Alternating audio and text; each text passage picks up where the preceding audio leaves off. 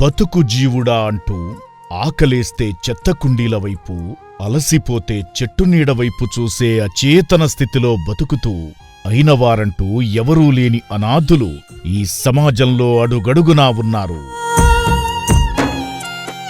అర్ధాకలితో, పస్తుల కడుపులతో సమాజ ఆదరణకు నోచుకోక అర్ధాంతరంగా జీవితాన్ని ముగిస్తున్నారు.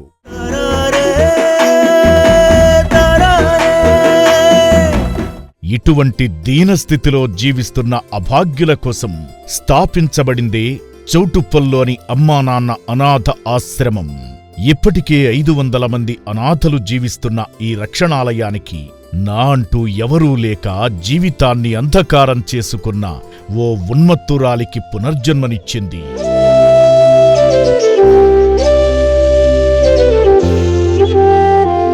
పూర్తి వివరాల్లోకి వెళితే, చౌటుప్పల్ జాతీయ రహదారి పక్కనే అట్టలు కట్టిన జుట్టుతో బిత్తర చూపులు చూస్తున్న ఈ అనాథ మహిళకు ఏ కష్టమొచ్చిందో పాపం ఉన్మత్తురాలై రోడ్లపాలయ్యింది.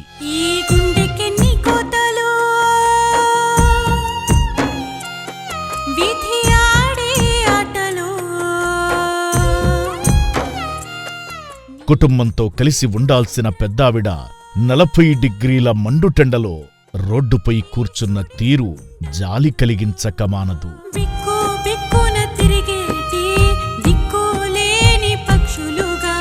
స్థానికుల సమాచారంతో ఈ దీనురాలు ఉన్న ప్రాంతానికి వెళ్లిన ఆశ్రమ సిబ్బంది తన మానసిక స్థితిని చూసి తనకంటూ ఎవరూ లేరని తెలుసుకుని ఆశ్రమానికి తీసుకొచ్చారు.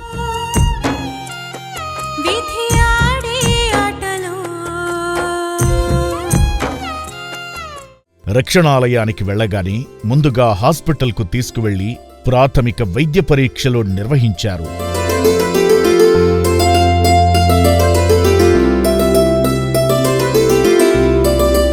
అసలు తనెవరో తెలుసుకునే ప్రయత్నం చేయగా చేతులు జోడించి నమస్కారం పెట్టడం తప్ప ఇంకేమీ మాట్లాడలేదు ఆ భాగ్యురాలు.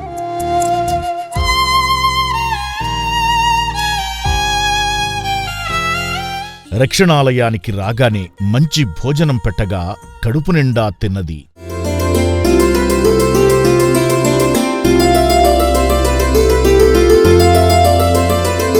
తన పేరేమిటో కూడా చెప్పలేని ఈ మతిహీనురాలి సంబంధీకులెవరైనా ఈ వీడియో చూస్తున్నట్లయితే వెంటనే ఆశ్రమానికి వచ్చి తీసుకువెళ్లవలసిందిగా శ్రీశంకర గురూజీ కోరుతున్నారు.